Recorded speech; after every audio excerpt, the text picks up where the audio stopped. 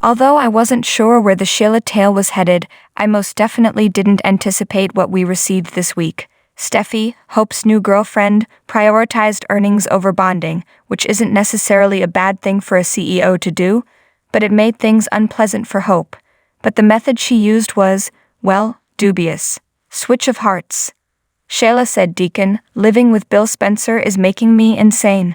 I yelled, "WTF," at my television. In actuality, I almost threw the remote through the screen, but the prospect of the repair expense kept me from doing so, because Sheila has shown no indication of being anything other than happy to be playing the lady of the manor. Since the first time we saw Sheila on Young and Restless, she has only craved love and security. We're supposed to think that she has both with Bill, but she wants to take a chance on everything because Deacon is decent in bed. With one exception, it always happens out of the blue. She stated that whenever she is with Bill, she closes her eyes and thinks about Deacon. There hasn't been a single indication that this is the case. Did they prove that she might be feeling something for each of the men? Definitely. But the fact that she is unhappy with Bill? Nope. Bill isn't as sexually adventurous as Deacon, according to Sheila, which is difficult to accept given the sadomasochistic sex he had with Quinn. Being called a bad lie by one of the most charismatic individuals on your show sounds unwise, to put it mildly. So perhaps that's just me. Sheila plays with fire even though Bill has the ability to burn her entire existence to the ground.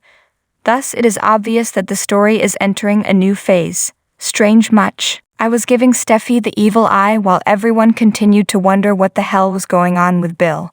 She didn't know how she could forgive Thomas for what he had done. Wasn't it what she had been saying to everyone just last week?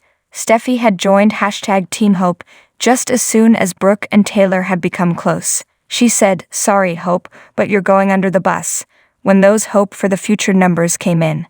And yes, I do realize that business is business. Yet, wouldn't it have been better for her to propose Thomas return in a private conversation with Hope rather than letting the poor girl decide his fate in front of him and his mother? And what was going on there? Why did Steffi text to recommend that Taylor and Thomas visit Forrester Creations right away? Having mom there to support you speaks more about you as mature business people, practically operating a multi-million-dollar firm, than anything else. The result is war. I've been waiting forever for this program to feature Thomas in a redemption arc. Thomas would have answered, "Yes, I made some mistakes, but do I really deserve to be kicked out of the family and the business? If I were the one penning the stories, considering what you guys did? No." With that, he would have put down his sketchbook, gathered a few disgruntled former Forrester designers, and perhaps persuaded Bridget to don her Madame X attire once more and switch out sutures for fabric stitches in order to launch a business to take on Forrester, bring the fashion wars back. Given that Hope for the Future is allegedly having trouble, now is the ideal time for a rival to exploit Forrester's flaw. And who better to set the example than the man whose designs are so essential that HFTF is failing less than a month after he departed Forrester? It was quick. Instead, we were informed that Thomas has been seeing a therapist and is progressing significantly. Regrettably, they chose to tell us this rather than demonstrate it, as is so frequently the case with this soap opera. I mean, I'm glad they decided against having Taylor act as his therapist. We've been told that she's sort of played that role before, and it didn't appear to go all that well. Thomas's therapy would accomplish two things if we could observe him. It would first help us understand what makes him tick. Our second objective would be more easily attained if we could observe him battling with the reasons behind his actions, help the audience notice the change for themselves.